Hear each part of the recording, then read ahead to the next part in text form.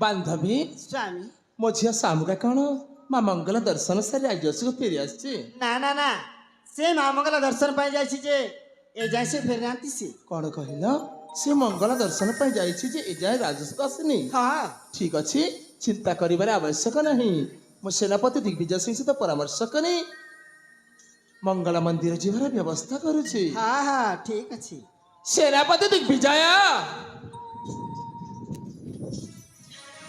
आदेश करंतु महाराज। दिग्विजय महाराज मो झियो सामुका माँ मंगल दर्शन थे जाइथिला एजाए राजस्व आसनी समस्ते मंगला दर्शन सारी फेरी आसी समस्त फेरी हाँ आसी महाराज। जटा ए जटा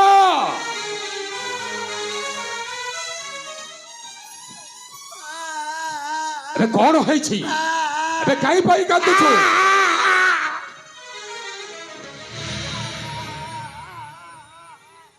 कौन है छी कौन रही से कोता पता नांती अबे जहा कहबार छे सीधा सीधा कहो ताहेले सुनिबे ता क्या जाहाते किछि आखि आचो हे महाराज जे मासा मुका मंद काचो हे महाराज ए जटा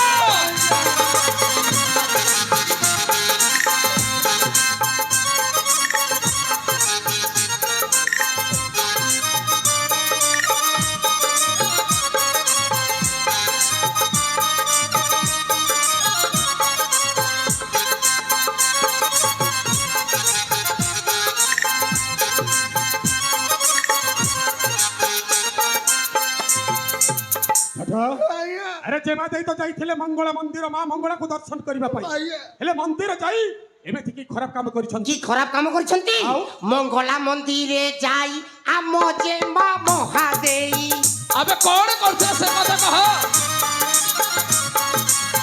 तो सुपुत्र को सहित हौतिला थेई थेई ए जटा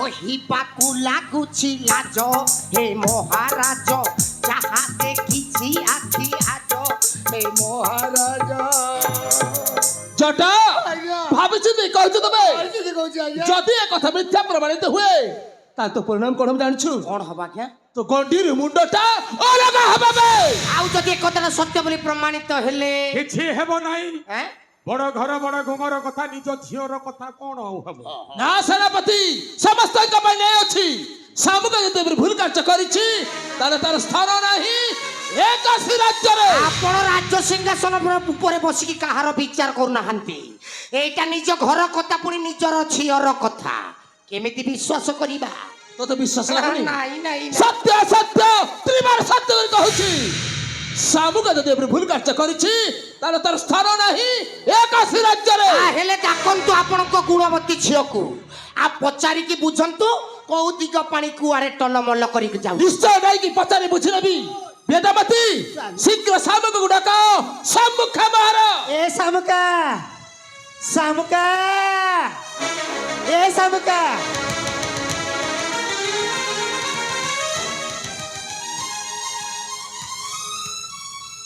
माँ कौन है माँ घरे एमती बातलु कहीं कौन है अरे पचारी के देख तो बाबा कौन है बापा कौन है बापा सामुका ए जटा जहा कहूछि ता कोन सत्य बापा ये जट मुझे एमती कौन कहली जे आपण कि मो ऊपर कथाबार्ता करूछंती जटा कहूछि तू मंगल मंदिर जाई कौ 10 पुत्र सहित संपर्क रखिछु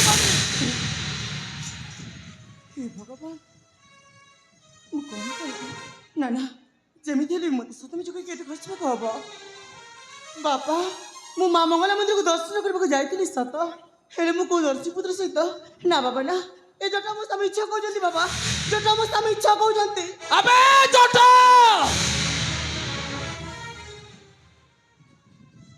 मलु रे हैं मलु काई की कौन कहिलु जेमा देई मंगला मंदिर जाई ओ पुओ सहित हरे कृष्ण हरे राम मिछ केमिति मिछ आइछबो जेमा देई कहउछन्ते ए कथाटा मिछ जे मते कहले मिछ बोली की हां आ मिछ बोली प्रमाणित ले तो शास्ति कोन थिला गंडीरो मुंड गला गला बे ये सेनापति बाबू घंटा धरी की गुंडा हुआ ना ଆବଶ୍ୟକ ପଡ଼ିଲେ ଆଉ ଥରେ ନଣ୍ଡା ହେଇଯିବ ନଣ୍ଡା। ଆରେ ଯାଅ ମୋ ତମ ଭଳି କେତେ ବଡ଼ ବଡ଼ ଗୁଣ୍ଡାକୁ ମୁଁ ଥଣ୍ଡା କରିଦେଇଛି। ଆଉ ତୁମେ କି ଗୁଣ୍ଡା ତାମାନେ ରାଜସଭା କହିଲେ ଏକଥା ସମ୍ପୂର୍ଣ୍ଣ ମିଛ ବୋଲି। ହଁ କିନ୍ତୁ ଆପଣଙ୍କ ଝିଅକୁ କୁହନ୍ତୁ ଆଜ୍ଞା, ଆପଣଙ୍କ ମୁଣ୍ଡରେ ସେ ହାତ ରଖି କହିବେ ଏ କଥାଟା ମିଛ ବୋଲି, ତାପରେ ସିନା ଯାଇକିରି ମୋର ମୁଣ୍ଡ କି ଗଣ୍ଡି କାଟିବେ। ଆମ ଜୀବନ କ'ଣ ହାଲିଆ ପଡ଼ିଛି?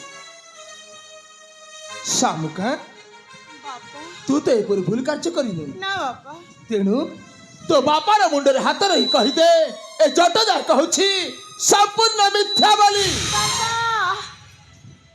এই সামান্য ছোট কথা পাই ମୁଁ ଆଜି ଆପଣଙ୍କ ମୁଣ୍ଡରେ ହାତ ରଖିବି ନା ବାବା ନା, ପରେ ମୁଁ ଆଜି ଆପଣଙ୍କୁ ସବୁ ସତ କଥା କହିବି। ହେଲେ ମା ସତ କଥାଟା କ'ଣ ହେଇଛି କହିଦେ ମା, ହଁ ମା। କହିଦେ ମା ସତ ଗୁଡ଼ା କହିଦେ। ହଁ ମା, ସେଦିନ ମା ମଙ୍ଗଳାଙ୍କ ମନ୍ଦିରରେ এই ଶ୍ରାବତୀ ଦେବୀ ଆଉ ଏକ ବର୍ଷ ଜଗପାତ୍ର ଏ ଦୁଇ ଜଣ ମିଶିକି ମୋତେ ବଳାତ୍କାର କରିବାକୁ ଚେଷ୍ଟା କରୁଥିଲେ ବାପା। ଆଉ ଏ କଥା ହେଉଛି ସମ୍ପୂର୍ଣ୍ଣ ଭାବରେ ସତ୍ୟ। ମିଛ, ନା ସବୁ ମିଛ।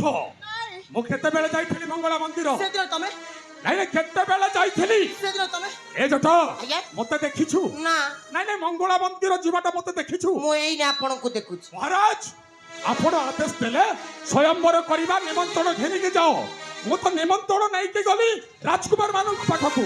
ଆଉ କେତେବେଳେ ଯାଇଥିଲି ମଙ୍ଗଳା ମନ୍ଦିର? ଆଉ କ'ଣ କହିଲ?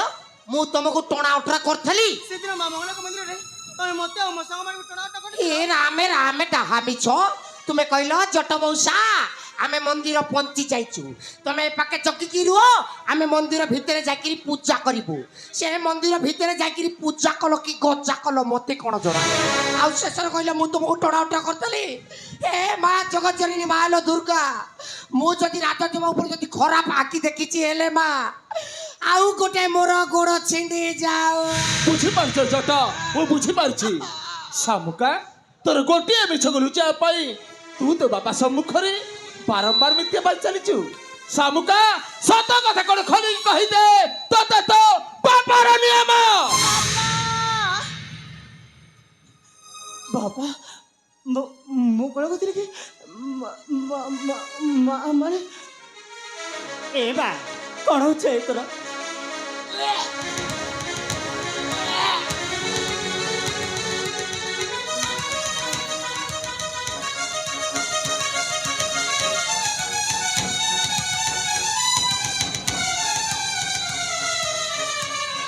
ଏ ଜଟ ଜଟ ଆଜ୍ଞା ଏ ଜେମା ଦେଈଙ୍କର କ'ଣ ହେଲା ରେ? ମୁଣ୍ଡ ବୁଲେଇକିରି ବାନ୍ତି ହଉଛି। ବୁଲେଇବ ଆଁ? କେମିତି ମୁଣ୍ଡଟା ବୁଲେଇବନି? ମାନେ ଶଳା ରାଜା ଘର ଲୋକ କେବେ ଖରାରେ ବାହାରି ନଥିଲେ। ଏ ଉଦୁଉଦିଆ ଖରାରେ ପୁଣି ମଙ୍ଗଳା ମନ୍ଦିର ଏତେ ବାଟରେ ଚାଲିକି ଗଲେ ଚାଲିକି ଆସିଲେ, ଏ ଖରା ପାଇଁ ମୁଣ୍ଡଟା ବୁଲଉଛି। ହେଲେ ବାନ୍ତି କାହିଁକି ବାର ହଉଛି? ସେଟା ଜାଣିପାରୁନୁ ନା କାହିଁକି ବାନ୍ତି ହେଉଛି? ନା ନଡ଼ିଆ କଦଳୀ ନାଇକି ମନ୍ଦିର ଯାଇଥିଲେ। ଯାଇଥିଲେ ହଁ? ଯାଇଥିଲେ। ଶଳା ମନ୍ଦିର ଗଲେ ନଡ଼ିଆଟା ଟିକେ ଅଧିକ ଠେସି ଦେଇଛନ୍ତି। ଶଳା ବେଶୀ ନଡ଼ିଆ ଖାଇଲେ ବି ଜୀର୍ଣ୍ଣ ହୁଏନି ରେ, ବାନ୍ତି ହୁଏ। ହେଲେ ନଡ଼ିଆ ବାର ହଉନାହିଁ କି କଦଳୀ ବାର ହଉନାହିଁ, ମାନେ ସୁଖା ବାନ୍ତି ମୁଣ୍ଡଟା ବୁଲଉଛି, ବାରମ୍ବାର। ସୁଖା ବାନ୍ତି ହଉଛି। ହେ ହେ ହେ ହା ହା ହା। କ'ଣ ହେଲା ଆଜ୍ଞା? ଏ ଜଟ ଆଜ୍ଞା ସେଇଟା ସେ ବାନ୍ତି ନୁହେଁ ରେ, ଆଉ କି ବାନ୍ତି ସେ? ଇଏ ବାନ୍ତି। ଇଏ ବାନ୍ତି ଆଉ କ'ଣ ଆପଣଙ୍କୁ କେବେ କେବେ ହେଇଥିଲା କି? ମତେ କାହିଁକି ହବ? ନହେଲେ ମତେ ହଉ। ସମ୍ଭାଳି ପାରିବୁନି। ଯଦି ଝିଅ ପିଲା କି ସମ୍ଭାଳିଲା ମୁଁ କାହିଁ ସମ୍ଭାଳିବି? ଏ ଜଟ ଆଜ୍ଞା ଆମ ରାଜା ଅଜା ହେବି ରେ। ମାନେ ମାନେ ଆମ ଜେମା ଦେଇ ଗର୍ଭବତୀ ରେ। ବିନା ପତିରେ ଗର୍ଭବତୀ? ଏ ଜଟ ଜଟ ଆଜ୍ଞା ତେଣୁ କଥାରେ ଅଛି ରେ, ଆଁ? ବୁଦ୍ଧି ଥିଲେ ରେ ମା ଘରେ ଛୁଆ। ତାମାନେ ଆପଣ କହୁଛନ୍ତି ଥଣ୍ଡା ମତଲବ କୋକୋ କୋଲା ଆଉ ବାନ୍ତି ମତଲବ ଛୁଆ ପିଲା? ଆରେ ରାଜା ଘରେ କେମିତି ଝିଅ ପାଇଛନ୍ତି? ସେଇ କଥା ତ ଆଜ୍ଞା। ବାପା ମାର ମାନ ମହତ୍ଵ ଇଜ୍ଜତ ସବୁ ସାରି ଆଜିକାଲିକା ଯୁଗରେ ଝିଅ ପାଇବାଟା ମହାପାପ। ଚାଲ ପଳେଇବା। ପଳେଇବା ଆଜ୍ଞା। ଏଠି ରହିବାନି, ସେ ରାଜା ଘର କଥା ଯାହା କରନ୍ତୁ ଚାଲ।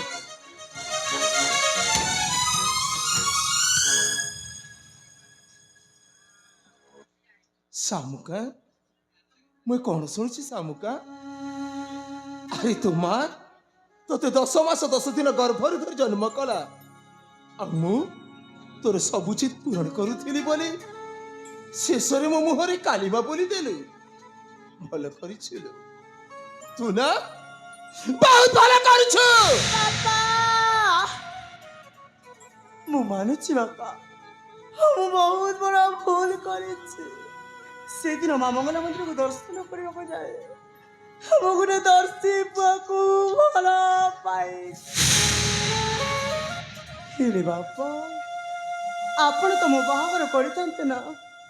ମୁଁ ଯାହାକୁ ଭଲ ପାଉଛି ତା ସହିତ ବାହାଘର କରିଦେଲେ ଅସୁବିଧାଟା କୋଉଠି? ଅସୁବିଧା ଅଛି ଶାମୁକା, ଅସୁବିଧା ଅଛି। ତତେ କୋଉ ନା କୋଉ ରାଜ୍ୟର ଯୁବରାଜ ସହିତ ବିବାହ କରିଦେଇଥାନ୍ତି, ହେଲେ ଏ ଜଙ୍ଗଲରେ ବସବାସ କରୁଥିବା ଗୋଟିଏ ନିଜ ଜାତି ଦସ୍ୟୁ ପୁତ୍ର ଚୋର ସହିତ ନୁହଁ।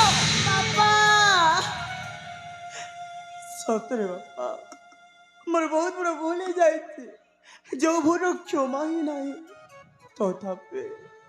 ତଥାପି ଏଇ ଭୁଲ ପାଇଁ ମୁଁ ଆପଣଙ୍କ ଆଗରେ ହାତ ଯୋଡ଼ିକି କ୍ଷମା ମାଗୁଛି ବାପା।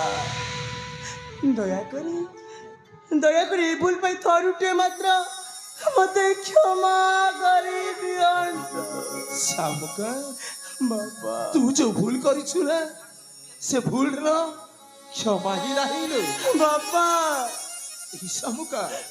ତୋର ଏ କଲଙ୍କିନି ମୁହଁ ମୁଁ ଆଉ ଦେଖିବାକୁ ଚାହୁଁନି। ତୁ ଯେତେ ଶୀଘ୍ର ପାରୁଛୁ ନା ସେତେ ଶୀଘ୍ର ମୋ ଏ କାଶୀ ରାଜ୍ୟ ଛାଡ଼ି ଚାଲି ଯା।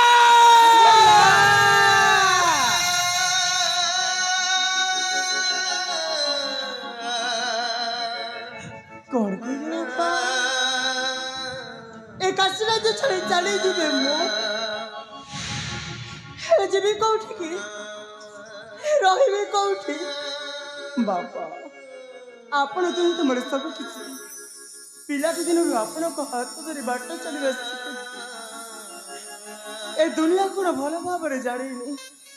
ମୁଁ ସତ କହୁଛି ବାପା, ଆପଣ ଦୁଇଙ୍କ ବିନା ବଞ୍ଚି ପାରିବିନି, ମୁଁ ବଞ୍ଚି ପାରିବିନି, ମରିଯିବି ବାପା, ମରିଯିବି ମୁଁ। ତୁ ତ ସେଇଦିନ ହିଁ ମରିଗଲୁ ଶାମୁକା, ଯୋଉଦିନ ସେ ଦସ୍ୟୁ ପୁତ୍ର ଚୋରକୁ ଭଲ ପାଇ ବସିଲୁ।